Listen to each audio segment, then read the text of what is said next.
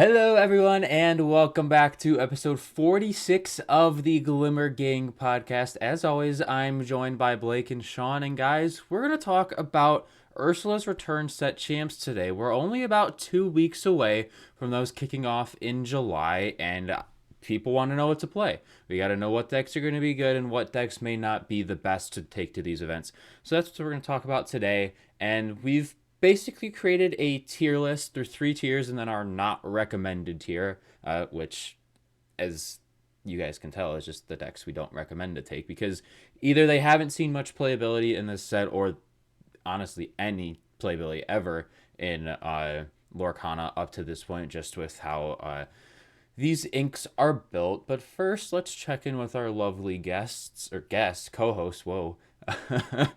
We've been demoted. Right. Blake, how you doing today, sir? I'm doing fine. I'm doing fine. And Sean, yourself? Fantastic, my friend. Awesome. I will say I'm pretty excited because tonight, as of this recording, is when the Toronto DLC Oh, tickets yeah, go that's live. true. Awesome. Yeah, That is so fingers crossed. Do we know what the cap is on that? Is that 1,024? It's at Okay. 1,024 for Wow, that's all of surprising. Canada. Only 1,024 people are that's going to be making so it weird. in. Do you know, It's the is the convention center it's being held at, big enough to hold it to? It's being held at a hotel. From what I've been talking with people, it's going to be similar to how Okay. Chicago was. Um, Mostly because the weekend that they're holding it, there's a lot of stuff going on in Toronto. Okay. Our the biggest convention that happens in Toronto, Fan Expo, is happening that weekend, and they have Wait. You're telling me that Disney Lorcana isn't the biggest convention happening in Toronto that day?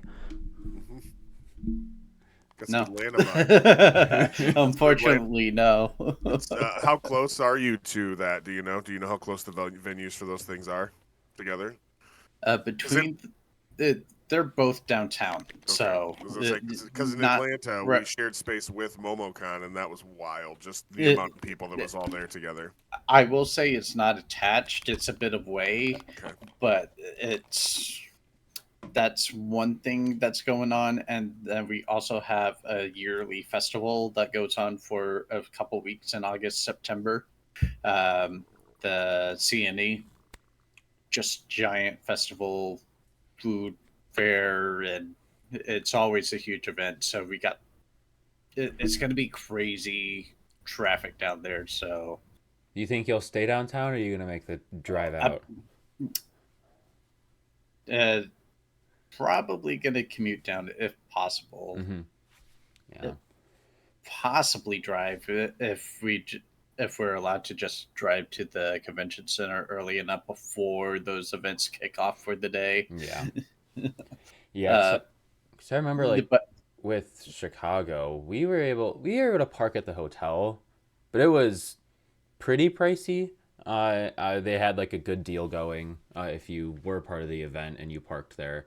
Uh, but yeah. On how far are you? You're not that far from Toronto, are you? I'm pretty much in Oh, it. well, there you go. Yeah, good luck with your ticket. That's always Yeah. I guess stressful is the best way to put it. Little stressful moment getting that. I remember that from Chicago. And then obviously Sean you had to go through that for Atlanta and Chicago, but you got Yep. both. So no need to worry.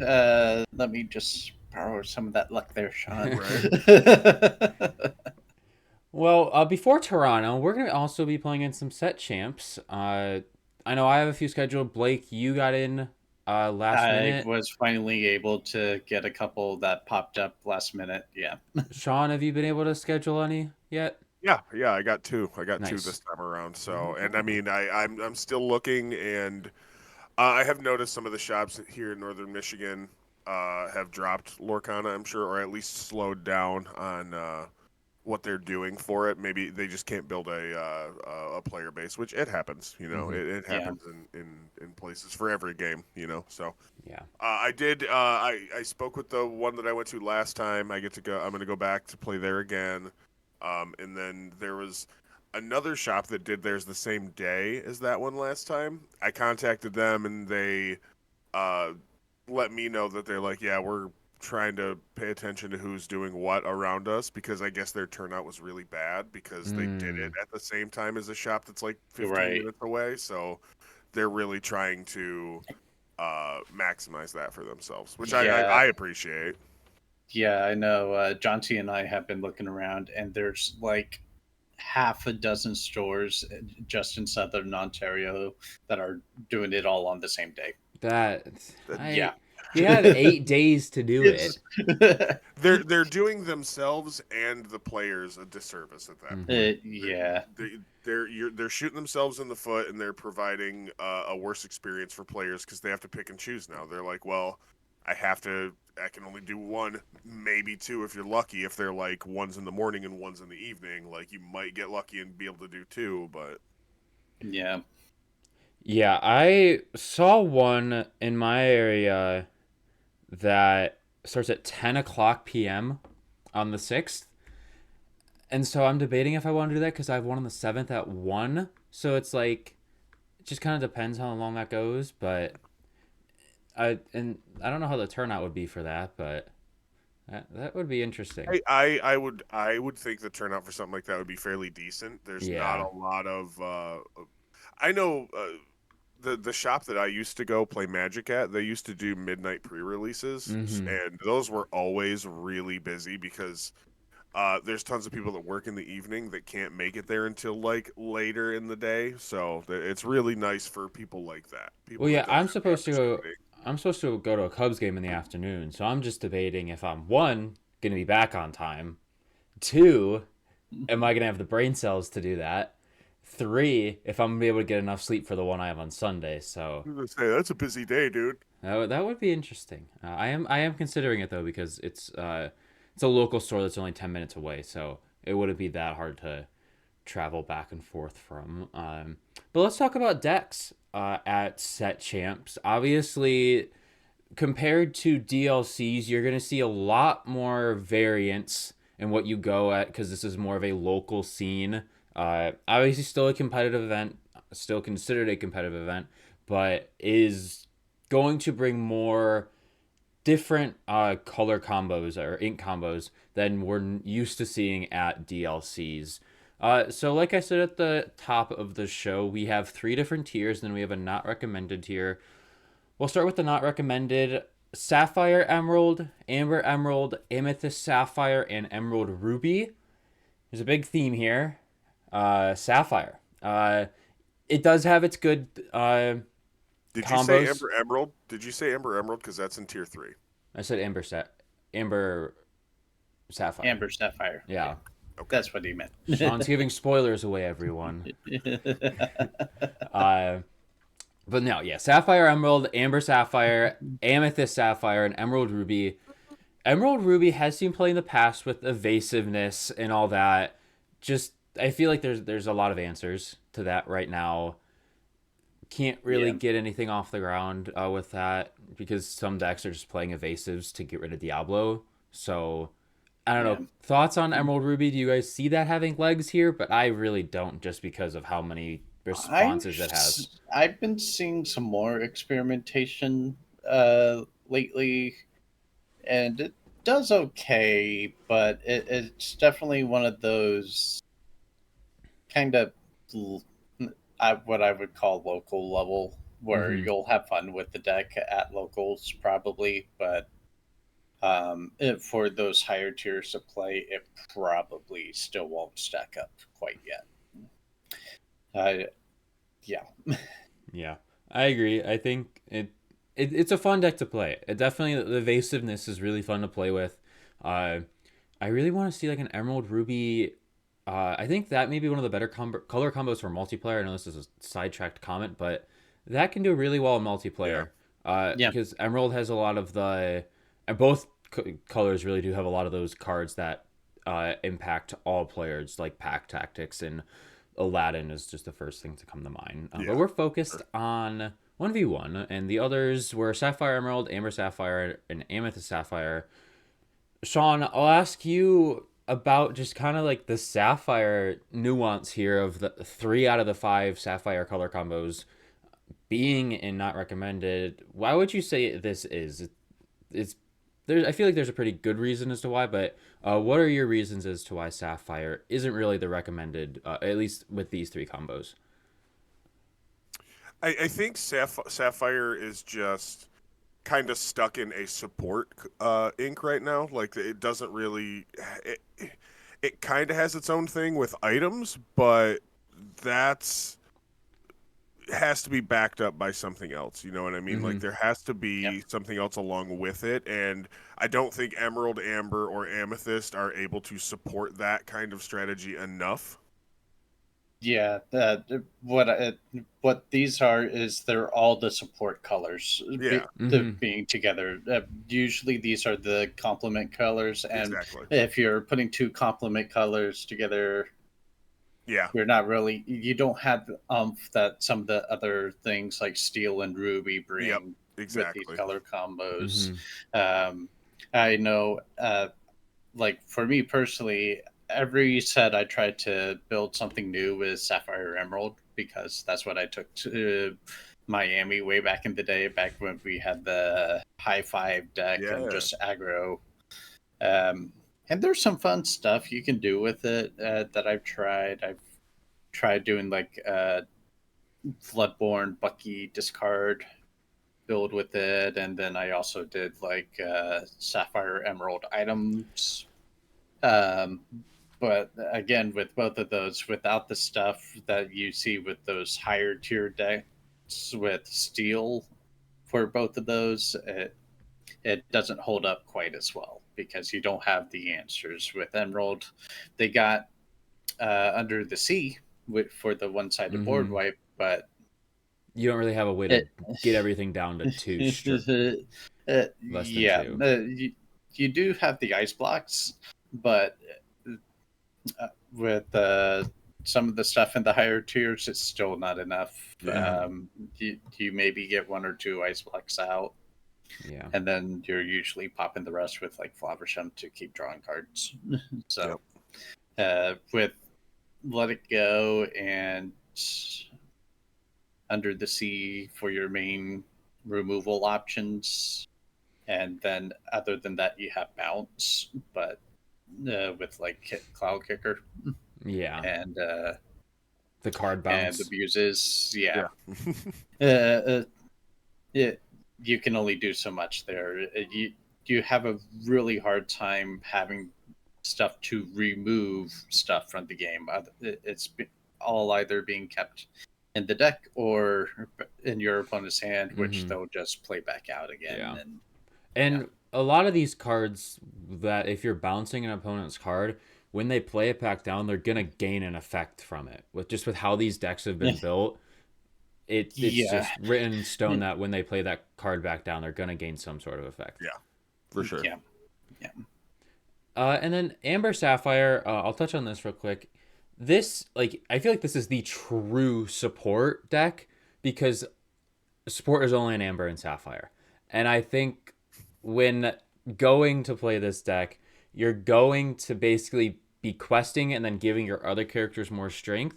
And that's not entirely bad. It's just there's not really much to add on. You can sing some songs with Amber, and then obviously Sapphire does have some good songs with like One Jump Ahead, Let It Go. There's probably more I'm forgetting. And obviously Amber does have their good songs, like Look at This Family, and all those lower cost ones that can get you, like from set one, they can find you characters or songs or stuff like that. Obviously, is Ariel, but again, not really much oomph that you're looking for in like these higher tier decks. And Amethyst Sapphire, I feel like this may be the closest to jumping up into tier 3. I think Sapphire Emerald and Amethyst Sapphire are there just because one, Amethyst has all like your bounce package with Goat Merlin, and then you can ramp, so you can kind of get there quickly and just start doing your thing. But then again, if your opponent is able to interact with you at all, then you're kind of Yeah, stopped. Like you can't do anything. Yeah, I will say, out of all of these, Amethyst Sapphire is the one I've seen most pop up Mm-hmm. at my yeah, locals. yeah, yeah, yeah. And I've seen it perform okay. it is at least the build I saw, it was kind of like what Ruby Amethyst used to be, and just using ramp to get some of those cards like Ruby Elsa. Sapphire? Nope, nope. Oh, just Ruby Amethyst. get to the Yeah, ramp quick. Use the ramp to get there quicker. use the To get to ramp the to control Okay, use yeah. to get to the control pieces. Mm-hmm. Yeah, like Uh, Ursula. Yeah, yeah, Ursula. and then getting the ramp to get to that, and it did pretty well. At least at the locals. Of all of them in this, this color combo I feel like is the closest to pushing up into tier 3 or 2, depending And on how you build it out. I also seen some stuff with like Magica to spell and and having your dime, because you can, if you want to go the items route, you can get like maybe an aerial, um, the 6 drop that gets you 5 lore if you have more items in play. You can also use Tamatoa and like dime your Tamatoa. Then Magica exerts, gets the 7 lore off the dime. And I've seen that too, and I think there's room for that, and I would really like that to be good. Because but moving out of our not recommended tier, we're gonna go to tier 3, which has Amethyst Steel, Ruby Steel, Amber Emerald, Amethyst Amber, so aggro there, and then also Amber Steel aggro. Amber Steel has been split into their 2 archetypes. So I think there's 16 here, not 15. But first, we'll talk about Amethyst Steel and Ruby Steel. And Blake, I'll ask you this: why?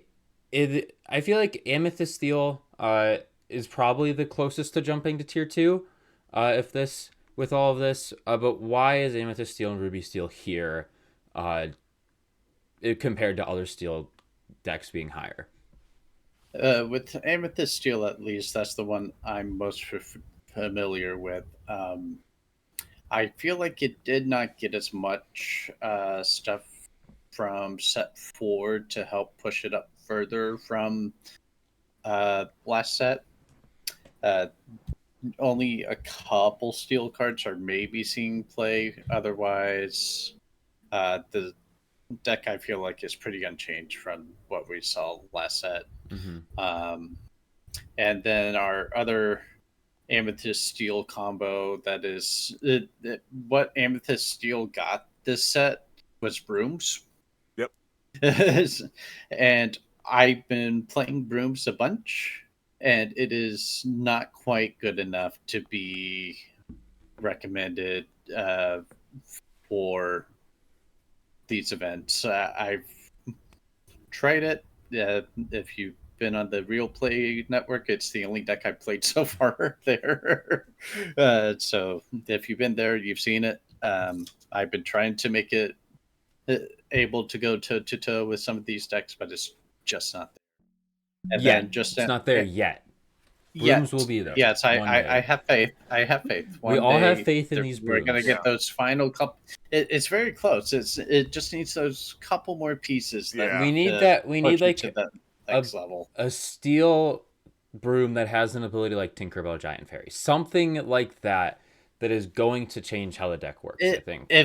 If the Sorcerer Mickey did that, where he got to ping all characters when he came in, that would have been something. Yeah, that wow, that card would have been broken. Jeez.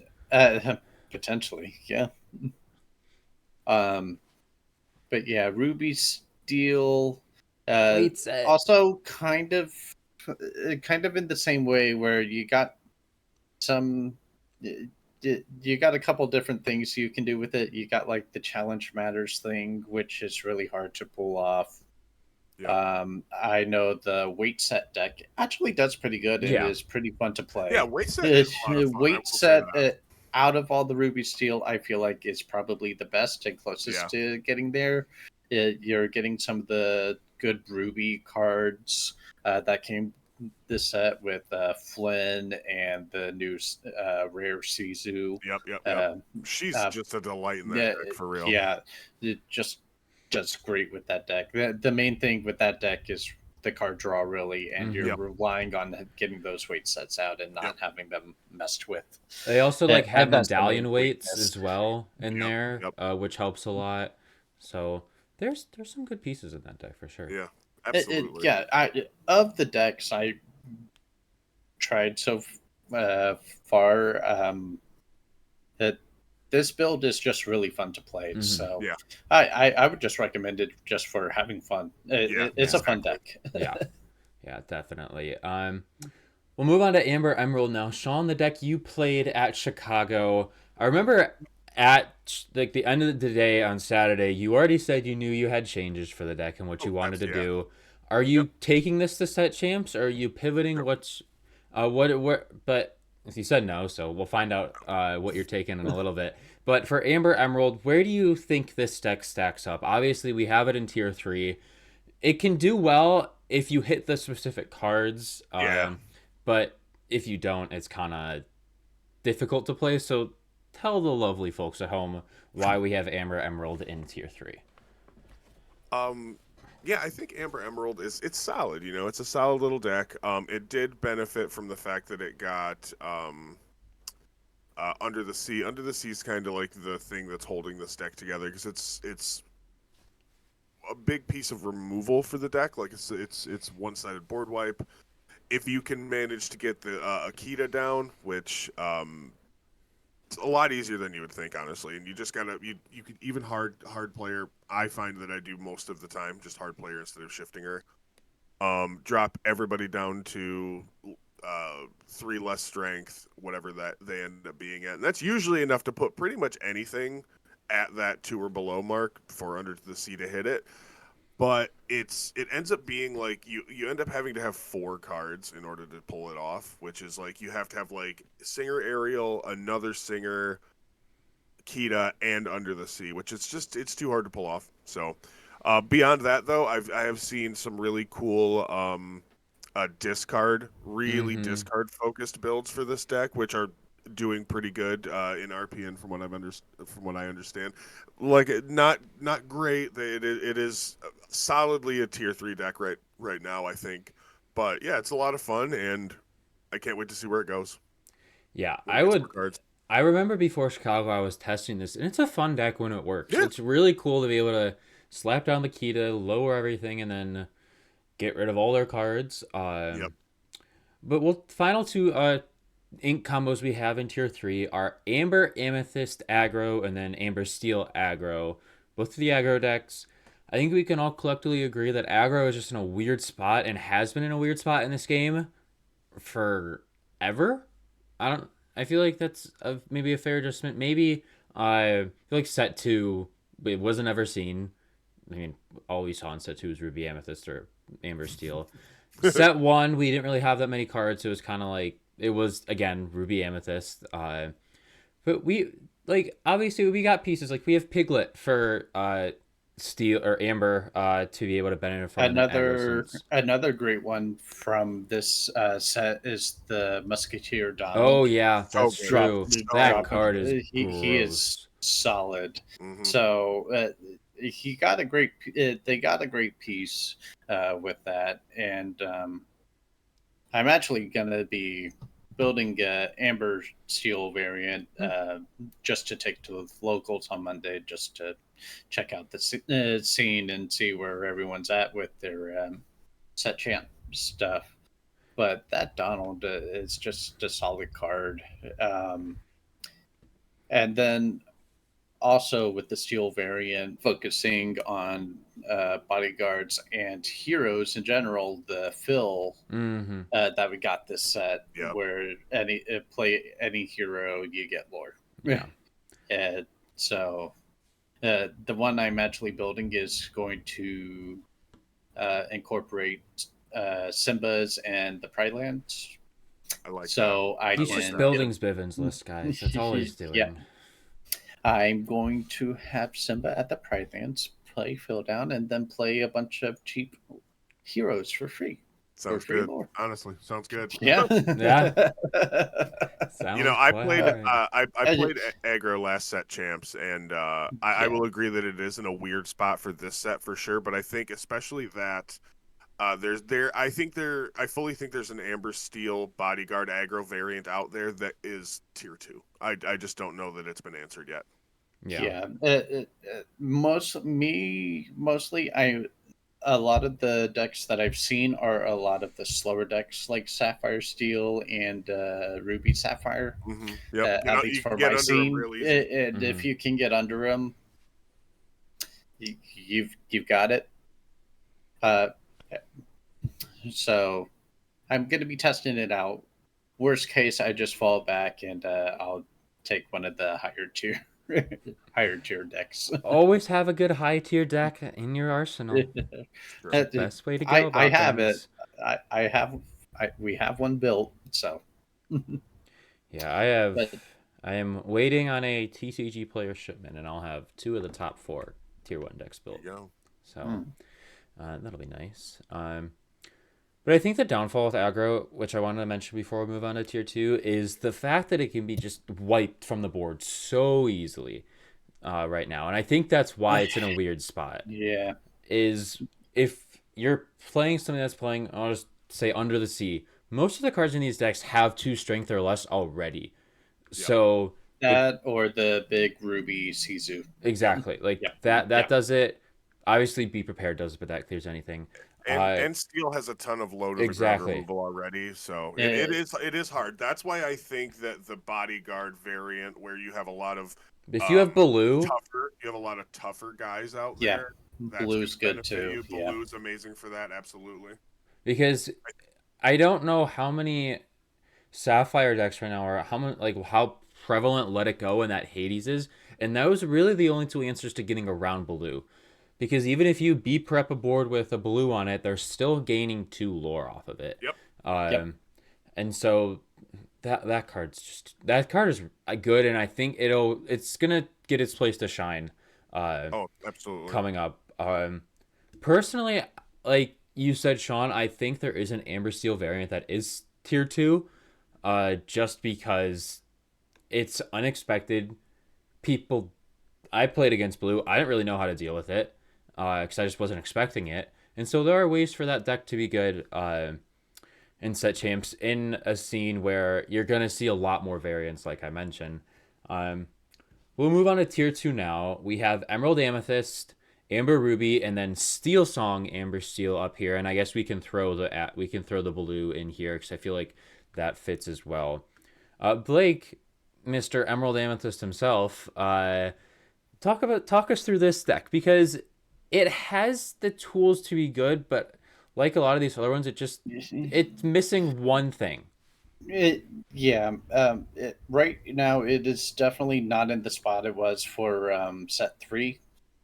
Again, it's like the Amethyst Steel. This color combo did not really get a lot of new pieces for this deck. Yeah. Combo. They got all their pieces in set 2 and set 3. Yeah. So there was nothing really new for this deck. Pegasus and Diablo.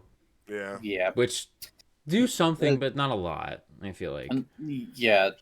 And most of the variants I've seen don't even run those usually. Yeah. They're still keeping it kind of this low to the ground and just keeping on that tempo. But we've seen it perform well. It made the top cut in it made finals Chicago. at Chicago. Yeah, made finals. So it can still perform well, but I think, especially with the amount of steel that's prevalent in the higher tiers, it definitely struggles against that. So right now, it's definitely nowhere near as good of a shape as it was in set 3. I think its worst matchup is Emerald Steel, which is obviously one of the most prevalent decks. And not a knock to the guy who ran this for Chicago, but I believe, if I heard right, that he didn't play a single Emerald Steel on day 1, which matchup luck also could have, like, there's stuff there that you could argue with matchup luck and all that. But the deck's still good. I think if you're able to hit your stuff that you need, obviously they have the big Ursula, which cutting off the ability to sing songs is really nice. So that is probably the biggest change that this deck got that I've been seeing play.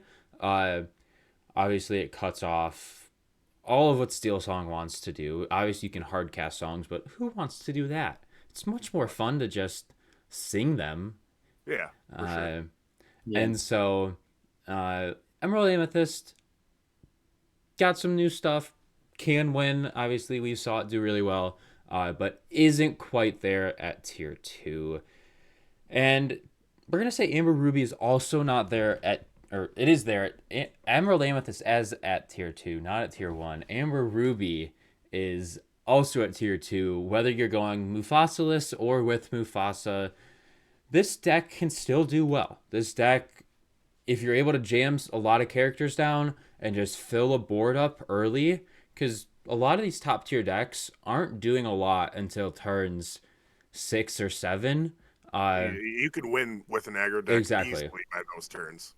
And Yeah, we mentioned the Donald, we mentioned the Baloo. You add those in here along with like the Rapunzel and like the damage stuff to draw.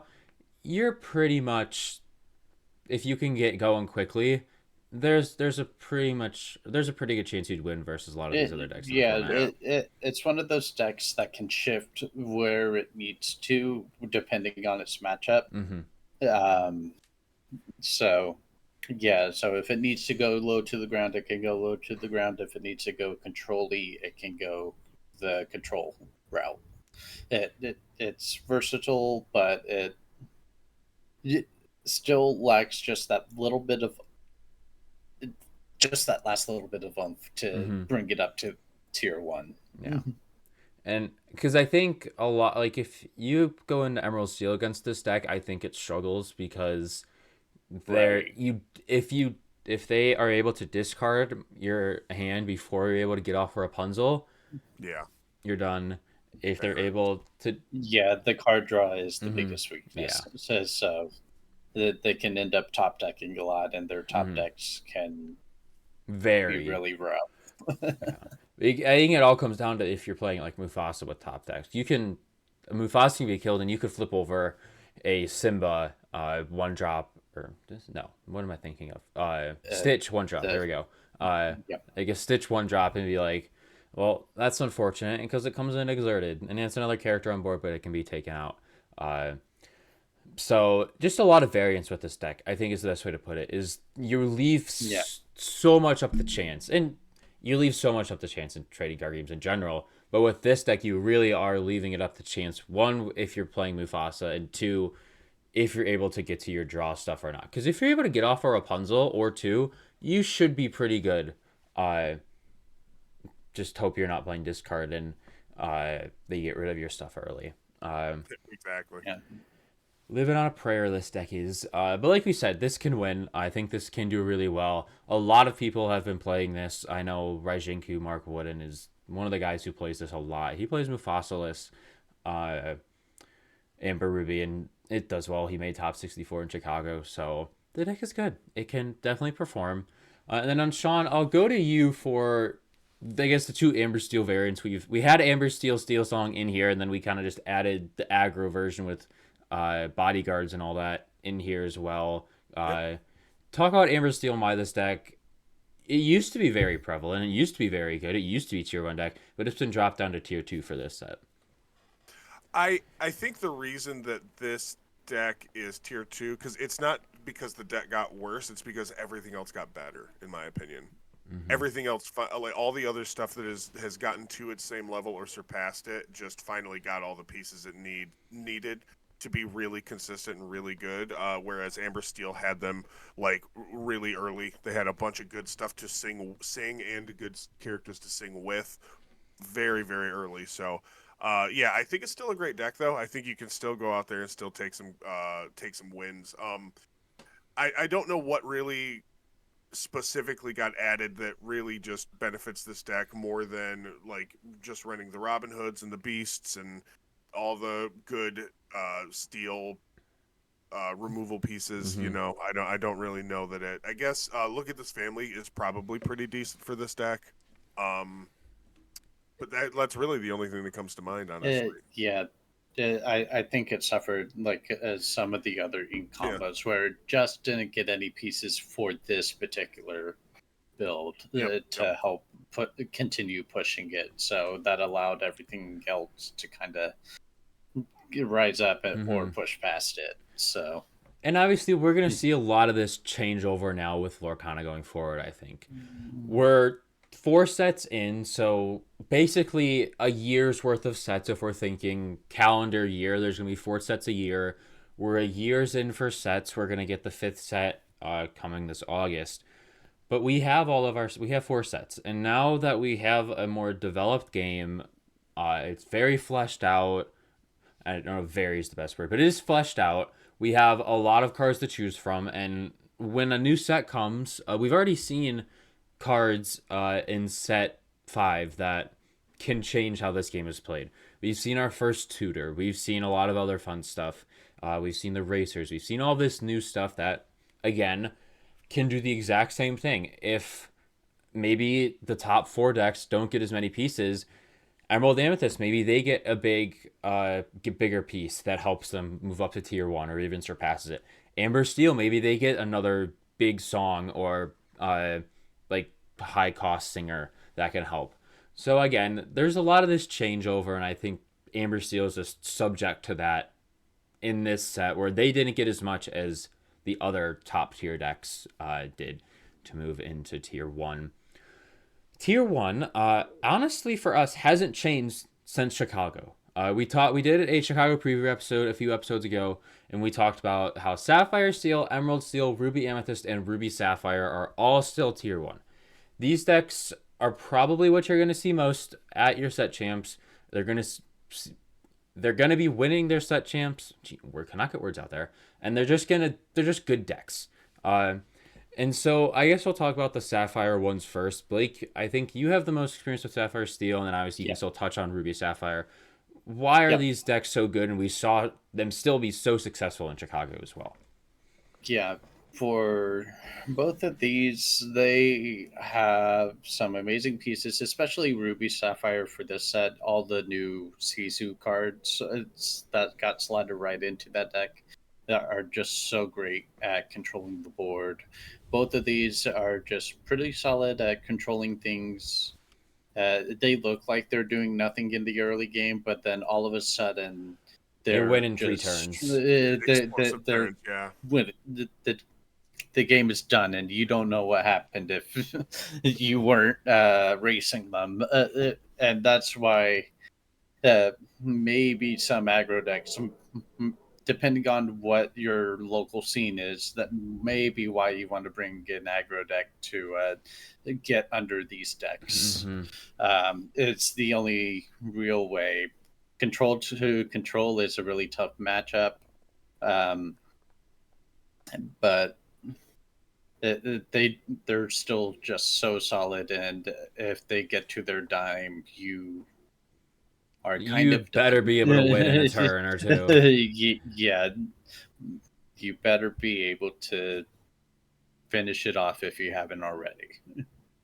So definitely going to see a lot of those decks.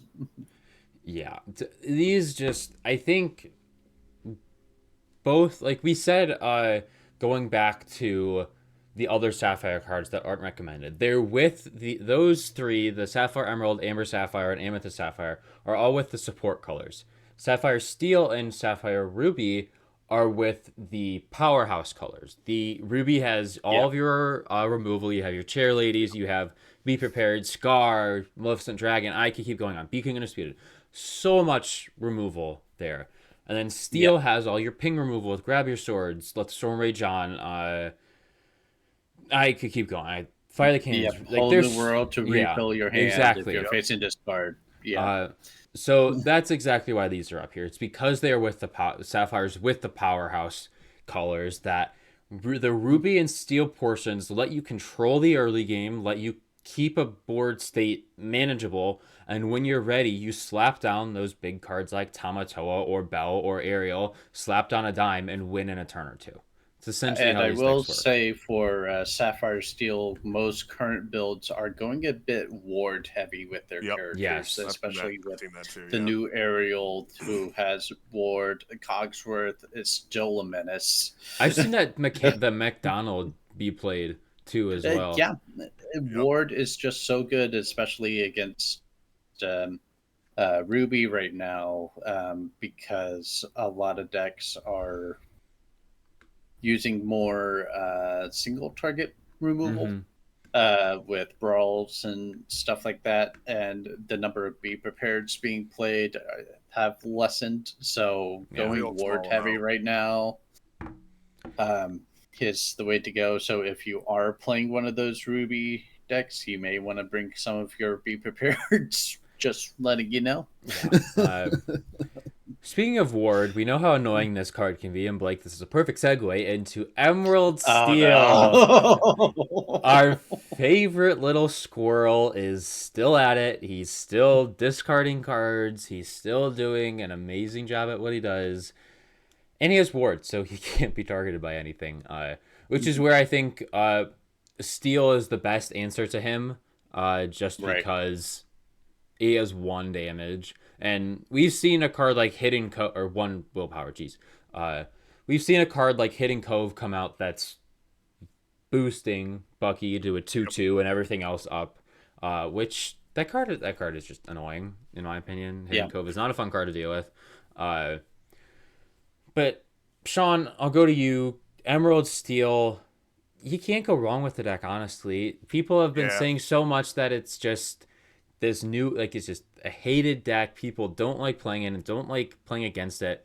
But you can't fault people for playing a deck that is just good and wins. Yeah, you really can't. No, and the amount of value that you can generate that early with that deck, I mean, it's kind of absurd, and I definitely see why people are on it. I definitely see why people are playing it. And it's fun. I mean, I think the only real downside to the deck and the reason that it's hated so much is because while you're generating all the value for yourself, you're stripping value from your opponent at the same time. And if you're getting to the point where you have an abundance of cards in your hand and your opponent has one or two, like it's not that's not a fun experience for your opponent a lot of the time. And I think that's where a lot of the fear comes from because it's just so darn consistent. And Diablo Bucky Diablo is a crazy line, and you can do it on turn 2 technically. So like, it's just it starts snowballing super early. Yeah. Yeah. Yeah. Yeah, and again they're in steel, so they have access to all of the really uh, efficient pieces of removal, like with Storm Rage on, which draws you a card at the same time. Um, Raging Fire. They're just fantastic cards. And we've also seen, I feel like we've seen the Ursula, the Deceiver of All Counts, up as well in that deck to be able Yes. to sing Let the Storm Rage on and, gosh, why can't I think of the other one? I always get Let the Storm Rage on. I can't get the other one. Strength. There we go, Strength of Raging Raging Fire. Fire. I have the card art in Double my strike, head. yeah. Like I can think of the card art. I can't think of what it says. But they have the ability to sing. Wild. Yeah, to just sing those twice. That's at that point in the game that can clear an opponent's resources out, just like that. And there's nothing they can do. It's very hard to recover from a deck like Emerald Steel just because of how good it is. You also have cards like Bruno, where say you have a card on field that can change the game. They just play Bruno into an empty. They Bruno you into an empty hand, and then you have to discard the card. Yep. It's just they have so many options, and I honestly at this point, as much as I don't like playing against the deck, I can't fault people for playing the deck because it's just that really good. can't. You do have to take out a mortgage if you want to play this It's true. deck, though. You have to I think take it is out. by far the most expensive deck, isn't it? I think You that and currently Amber Steel is up there still as well, just with Rapunzel's and all that stuff. Yeah. But Yeah. those two are up there. And the final deck we'll talk about in Tier 1 is Ruby Amethyst, the deck I played in Chicago. Sean, isn't this what you're taking us to Champs now, if I remember right? You're building this, or are you building something else and just... Ruby Amethyst. Yeah. Yeah. Okay, Yep. that's what that. It's my set champs. My first one, the one that I have the confirmed date on, is a full month away. So I don't want to guarantee I'll be on Ruby Amethyst because I have been testing and playing some other decks that are super fun and super. They turn out to be very good. And good in the idea that I think they'll do good in the set champs. I wouldn't take that kind of much like last time I ran aggro and set champs last time. I think running a tangent deck is probably not or like a tier 2 or tier 3 it can still work out for you in a set chance environment. So we'll see what I fully decide, but right now I am mainly testing Ruby Amethyst. I'm going more of a faster route with it. Yeah, that's what I'm at too. I have super goofs in there and all sorts of real fun. The Flynn and Sisu shenanigans, goats, castles. Just to basically catch me if you can. You know what I mean? Like catch up if you can. If not, I'm gonna run away with this match turn 5, 6, 7. Because against at least Sapphire Steel and Ruby Sapphire, the two other top tier decks, if you can go one drop, which I think right now is either Sherlock's Followers or Magic Broom Luminary Keeper, you go one drop, you go Flynn turn 2, Sisu turn 3, Castle turn 4. It's just like, do you have an answer? And if you don't, I essentially am going to get out so far ahead that by the time you stabilize, I have been able to win. Because if once you have Flynn, Sisu, Castle, you are just passively generating 5 lore every turn. So you can just sit back once and you clear that, all you need is to get some goats out to finish the game. Yeah, and after that, or even super goofs. Super goofs does the same thing. If they leave stuff exerted up, there's 2 lore for me, 2 lore for me. Exactly. And after Castle is played, all you're really doing is just defending the castle. Because I think Ruby Sapphire has a few more answers to Castle just because it has stuff like Maui and it has those cards that can rush. I think Maui might be the only rush character now that I think about it. But they still have... Well, not a Ruby Sapphire. Okay. Thought we were still on Ruby Amethyst. No. My bad. And Ruby Amethyst, the mirror match, that's a whole different breed of mirror match, I feel like. It's still my favorite mirror match. I still love that. I don't know why. I have a weird relationship with the Ruby Amethyst mirror match. It goes back to my set change for set 3. I was in top 4, and 3 out of the 4 decks were Ruby Amethyst, and I'm like, give me another Ruby Amethyst. I want to play a mirror after playing for 7-8 hours. But no, like I was saying, Ruby Sapphire probably has more answers to Castle and Flynn just because it has Brawl and all that stuff. And yes, Sapphire Steel does have answers to Flynn more specifically, but to Castle, if they're not playing Rise of the Titans or they're not playing Long Game Zeus, they just don't get those in their hand, you're running away with it. And if you can, and Emerald Steel, I think it's still the hardest matchup for Ruby Amethyst. If you can get a consistent bounce going with your rabbits and you can place some friends and you can draw and do all that stuff. If you can outdraw to a point where you can have a board to clear your opponent, then you can beat Emerald Steel. But it is still a very hard matchup. Need those draw pieces. I'm very sad because I can't play the current iteration because with my set 4 stuff, I have 0 of the rare Sisu. Oh no! I got a couple Flints. There you Surprising. It's like I have almost 2 or 3 of some of the super rares, and I'm just like, why are rares? Because set 1, it took me forever to get Be Prepared. I couldn't get something about Ruby rares. I just can't. Blake's allergic to them. Right. It's because you're in Canada. The flag's red. You're allergic to Canada. Come back to America. Come back here where we have TCG player and we can buy cards easier. On your flag. But we have TCG player over here. I can still use TCG player. I thought There's Canadian shops. Oh, I didn't know that. I swear someone told me. Or shops willing to ship to Canada. Okay, that's fair. You can buy from my shop. I'm not willing to ship to Canada. Actually, I don't even know if I am. I haven't even set that up yet. But anyways, Ruby Amethyst, I think that is what I'm taking to set champs.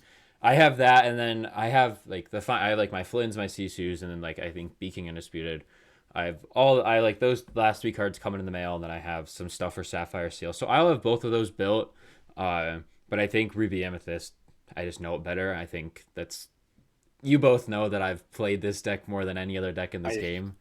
I think we're getting to the point of the game where everyone's going to have that deck that they're just going to stick with, and then every set they're going to be getting the pieces that from each set that complements that deck the best. Because at this point, because it's like trying to get everything for every set is going to be expensive. So yeah. And I think that just like something I'll say about Ruby Amethyst is the deck archetype changed. It went from being the control deck to being a very like it is mid range, but it also is very much an aggro sense.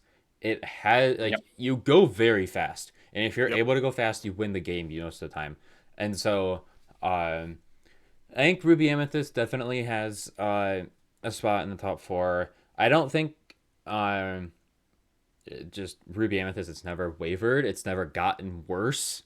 I don't think. I don't know if it essentially. I don't know if it got better this set, but it got good in a different way. I think is the best way to put it. It had to change the style up. Yeah. The control isn't doing as much anymore, especially when your other 2 decks are not playing that much with Sapphire Steel and Ruby Sapphire.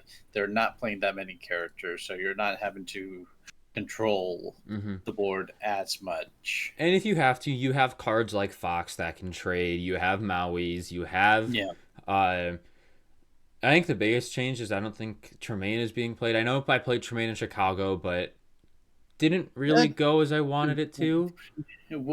With the way Sapphire Steel's going, maybe Tremaine. Yeah. You might. Well, the thing is, in there. I'm playing, and right now I'm playing 3 Beaking Undisputed in my list, and that if you're playing that, then because it doesn't feel it feels so good to be on the draw, and then have your opponent have 2 characters out, and only see stuff on your board that you would have to take a 2-for-1 into. They quest with both. You sing Beaking Undisputed with a 4-drop like a rabbit. You play Maui and clear their board. Like it's that type of stuff is why I think Ruby Amethyst is still sticking around. It can really knock you down and restabilize itself super easily. So it's just it feels like once that deck gets to a certain amount of ink or a certain turn, that you just can't do anything anymore. Once they've been able to stabilize and get like north, I think, of 13, 14 lore, and they just start goat bouncing and questing and doing all that stuff, you've essentially you've won the game if you're at that point. But that was episode 46 of the Glimmer Gang podcast. Set champs are a few weeks away, so get that practice in. Go check out Real Play Network. Get your webcam games in. Season 0, Attack of the Flounders. That's what it's called, right, Mr. Mod? Yep. Blake is a mod over there. So go get your games in. Go play some ranked games. Go play some competitive games to prepare for set champs. Again, we had a really fun time doing this. I think this was a really fun episode. Obviously, in the next few weeks, we'll hopefully be seeing more stuff for set 5.